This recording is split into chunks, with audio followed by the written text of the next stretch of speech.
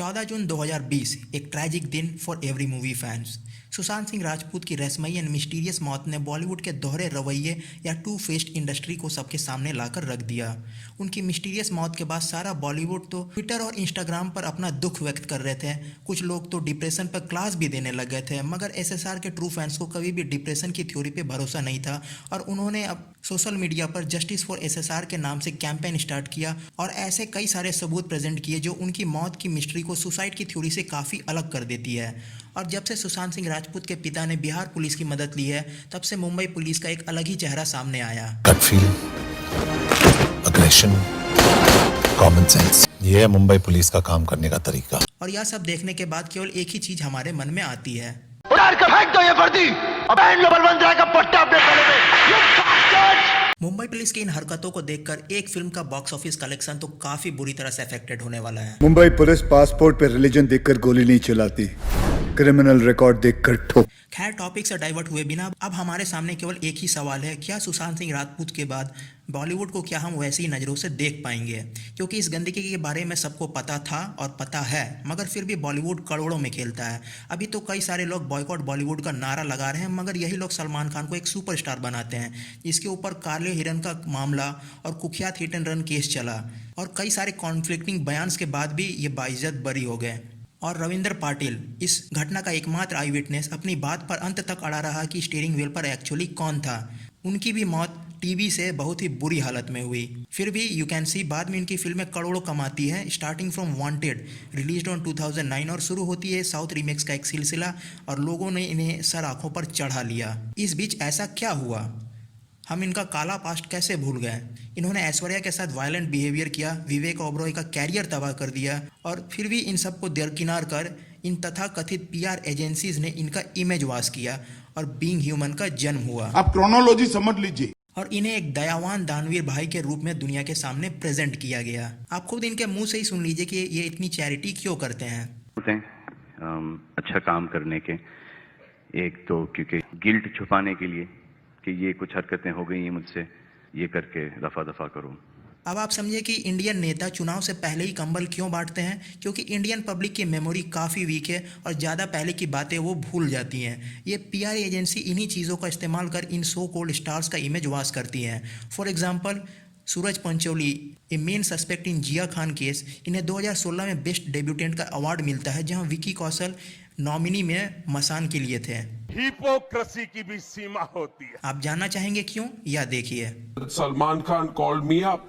He calls me every day and he says he has invested a lot of money. Please don't harass the boy. Please don't interrogate him. Don't touch him. So what can we do, madam?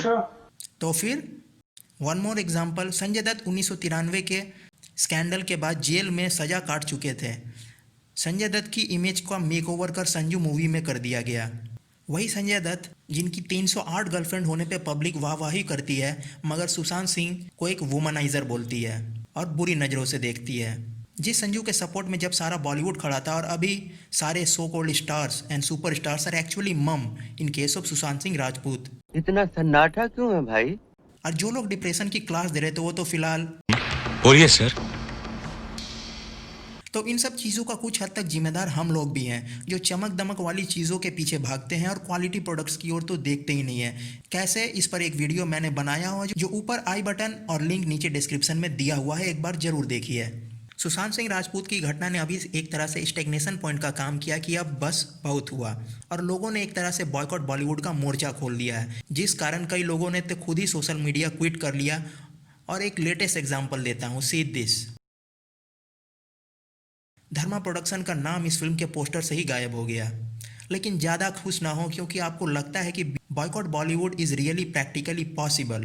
अगर हम मोदी के supporters को भक्त कहें, कांग्रेस के supporters को चमचा, तो फिर इन सो कॉल्ड सुपरस्टार्स के ब्लाइंड सपोर्टर्स को क्या बोलें? वो तो भला हो कि अभी कोरोना का माहौल है, लॉकडाउन का सिलसिला है, सारे थिएटर्स बंद हैं, नहीं तो कई बिग बजट फिल्म्स को शायद वो कलेक्शन नहीं मिल पाती जिसका वो एक्सपेक्टेशन कर रहे होते हैं। मगर इंडियन पब्लिक की वीक मेमोरी और हो सकता है कुछ महीने के बाद ये फिल्में रिलीज़ हो तो बड़ा कलेक्शन दे सकती हैं। बॉलीवुड और rather everything runs on money, और पैसे बनाने के लिए ये लोग नए नए स्टेप्स ले सकते हैं, जैसे कि साउथ के सुपरस्टार्स को अपनी प्रोजेक्ट में शामिल करना। और साउथ का क्रेज तो आपको पता ही है, धनुष, आलू अर्जुन, जूनियर एनटीआर, विजय देवरकोंडा जैसे स्टार्स लोगों को थिएटर तक लाने में पूरी तरह सक्षम है। तो क्या आप समझते हैं कि boycott Bollywood will be practically possible? आप इन लोगों को बॉयकॉट कर सकते हैं, मगर क्या आप इन्हें बॉयकॉट कर सकते हैं? आंसर विल बी नो, क्योंकि ये लोग भी बॉलीवुड का हिस्सा है और इन्होंने क्या गलती की, तो इन्हें बॉयकॉट कैसे किया जाए? Bollywood runs on money. Big production houses जो इनकी फिल्में बनाती हैं सब पैसे पे चलते हैं। तो मैं आपको एक एग्जांपल देता हूँ। 2018 में तेलुगु में पवन कल्याण की एक फिल्म आई थी अज्ञातवासी, जिसे देखकर कुछ लोगों ने इसे एक फ्रेंच फिल्म लार्गो विंच की कॉपी कहा। तो कुछ लोगों ने इसके बारे में ओरिजिनल मेकर्स को ट्वीट किया, और जब कुछ ज़्यादा ही ट्वीट हो गए तो ओरिजिनल मेकर ने भी इस ऊपर ध्यान दिया और बाद में इसी बात के ऊपर एक रीट्वीट किया। मगर कुछ ना होता देख उसने उस प्रोडक्शन हाउस को लीगली सू किया और बाद में इसका सेटलमेंट हेवी अमाउंट देकर किया गया। कुछ समझे? समझ में आ रहा है? Rocky Handsome was official remake of A Man from Nowhere, but Ek Villain was an unofficial rip-off of I Saw the Devil. No credit to original makers. उस प्रकार भट्ट कैम्प की कई फिल्में जैसे Awarapan, copy of a bitter sweet life, Zeher, copy of running out of time, Murder 2 copy of the chaser, आप Google करके देख सकते हैं, आपको ऐसे कई सारे अनक्रेडिटेड कॉपीड फिल्म की लिस्ट मिल जाएगी। आप बस इन फिल्मों का नाम उठाइए और ओरिजिनल मेकर्स को ट्वीट कीजिए। सोशल मीडिया में तो सारे लोग एक्टिव होंगे, एक ट्वीट करने में ज़्यादा मेहनत नहीं लगेगी। अब आप सोच रहे होंगे कि इतने पुराने फिल्मों के बारे में ट्वीट करके क्या होगा? ऐसा नहीं है। ये फिल्मों को ये लोग अपनी प्रॉपर्टी के तौर पर प्रस्तुत करते हैं, और फिल्म अगर टीवी पर भी आती है तो इन प्रोडक्शन हाउसेस को रॉयल्टी मनी मिलती है। सीधी भाषा में अगर आप यूट्यूब देख रहे हो तो आपको कॉपीराइट स्ट्राइक के बारे में पता होगा, और कई लोग तो दूसरों के वीडियोस पर कॉपीराइट क्लेम करके पैसे कमाते हैं, और कई यूट्यूबर्स तो इस बात से एग्री भी करेंगे। So if you want to boycott Bollywood, hurt these production houses and ऐसी फिल्मों के लिस्ट ओरिजिनल मेकर्स को ट्वीट कीजिए, अट्रैक्ट देयर अटेंशन एंड। और अनऑफिशियली कॉपीड फिल्म की लिस्ट तो बॉलीवुड में काफ़ी लंबी है। एक बार इस बारे में सोचिए और अच्छा लगे तो एक ट्वीट ज़रूर कीजिए और अपनी भड़ास निकाल दीजिए। वैसे भी लॉकडाउन में दिमाग पर काफ़ी स्ट्रेस है, और एक ट्वीट से कम कुछ तो स्ट्रेस कम कर ही सकते हैं आप लोग। अंत में बस यही कहना चाहूँगा, one bad Apple makes the rest look रॉटन। तो कुछ खास ग्रुप के लोगों के चलते आप पूरे बॉलीवुड को गाली नहीं दे सकते हैं। कई लोगों की रोजी रोटी है बॉलीवुड, मगर जो गलत है उस पर आवाज़ जरूर उठाइए। आखिरकार कितनी बार ऐसा हुआ कि ऐसा ब्रिलियंट इंटेलेक्चुअल टैलेंटेड पर्सनालिटी अपनी मेहनत के दम पर एक मिडिल क्लास फैमिली से बिना किसी गॉडफादर के बैकग्राउंड डांसर से टीवी और फिर फिल्मों में आए और अपना नाम कमाएं।